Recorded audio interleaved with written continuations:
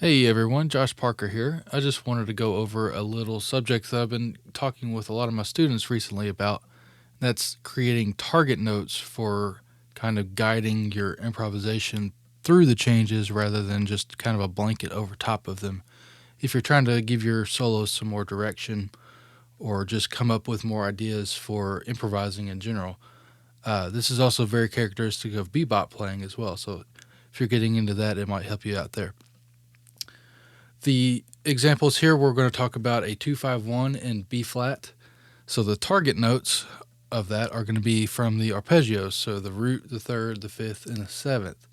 So 2-5-1 in B flat is C minor, so the notes there are C, E flat, G, B flat, F7, so you have F, A, C, E flat, and then your B flat major, so you have B flat, D, F, and A. So in this example, we're going to be targeting the thirds, but you can take any of those four notes and use those as a target. You could also take the extensions, but I think sticking to the at least the seventh chord like this is probably a little bit easier to understand the concept at first if you're not familiar with it. But again, we're going to be targeting mainly the thirds for this because the third really kind of defines the chord. So we have four options that we can use to do this. So we have ascending, which again off the thirds, you're over the C minor, you're targeting E flat. Over the F, you're targeting A. And then over the B flat, you target the D note. We can do descending, so just kind of the reverse order. So target the high E flat, again the middle A, and then the low D. Or we can go up and then down. So up the low E flat, up to A, and then back down to D. Or we can do the reverse of that. So the high E flat, the middle A, and then the high D again. So that's our four examples here. Again, ascending, descending, and then changing direction in the middle. So up and then down, and then down, and then up. So we have four little licks, if you will. Some of them are just kind of a scale, but it demonstrates this example that I'm trying to show. So the four licks here, the first one is ascending. So again, starting on that low E flat and then ascending all the way up to the D. And we have a couple chromatic passing notes here, so I'll explain it more in just a second.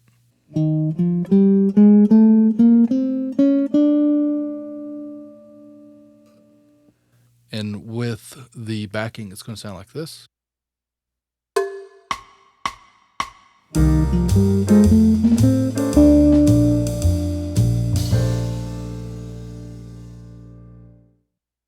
So whenever we break this down, we're starting on the E flat.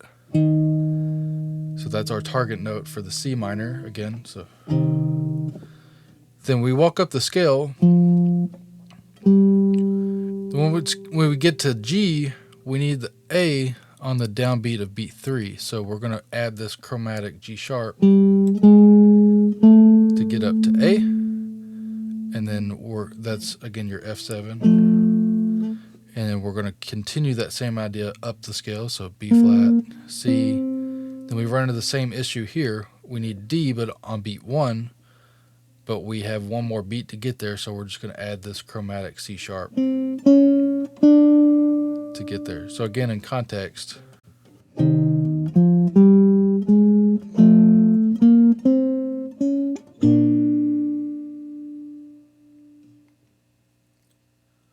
So our second lick here is the reverse of that, is descending. So we start on this high E flat, and we're kind of going down the scale. And in this case, we don't need the extra chromatic note to make this happen. So it's just descending down the scale.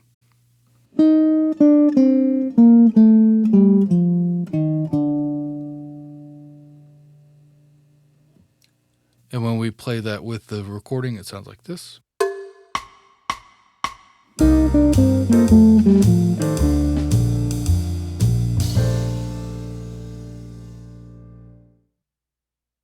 So this one, since we don't need those extra chromatic notes, we can just descend straight down the scale and it all lines up perfectly for us. So it's, again, starting on the E flat, then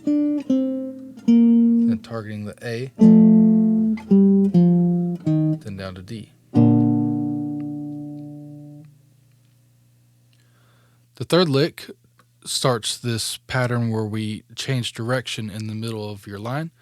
So the first one here, or the third lick here starts on your low E flat, and then we're gonna again target that A, but then after the A we're gonna change direction and go back down to the low D. So the third lick sounds like this.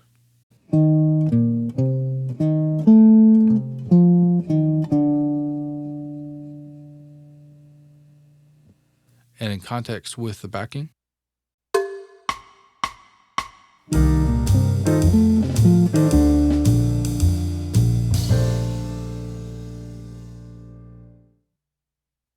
This lick also might be a really good one to take up an octave. So instead of playing it that low, at least in the guitar's register, you might take it up here. And play it up there. Or try it in a different key altogether. And the fourth lick, finally, is starting high and then going down to A, and then changing direction, going back up to D. So this one gives us a chance to use what's called an enclosure around both the A and the D note. So it's going to sound like this.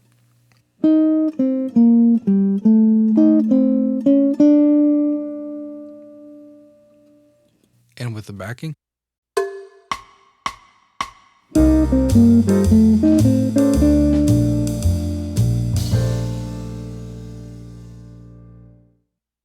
So this lick again gives us a chance to use what's called an enclosure, which if you're not familiar with that idea, basically we take a note above, a note below, and then we go to the target note. So this one we're enclosing both the A, right there, and then doing it again on the D, but we're doing a chromatic enclosure, which you hear a lot in bebop, so it's very reminiscent of that. So just a reminder to try this idea off of every interval that we've talked about. So off of the root, off the third, off the fifth, and off the seventh of every chord. You don't have to start on just one throughout them. You can mix and match. Also, it doesn't have to be on beat one. You can make it more rhythmic and or have a more rhythmic variety and more interesting than just putting everything on beat one. This is, again, is just kind of a very bland example, but it gets the job done. Use your ear and your imagination and your creativity for that one. Also try it off of every octave. So like the third lick where I was saying this register down here might be too low, try it up here. And then also with register, try it in every key, both major and minor, and all over the instrument. So if you're on guitar, like try some up here, try some down here, both high and low and in the middle. If you're on a saxophone or a piano or something like that, try it in every key and every register that's available to you. Good luck. Happy learning.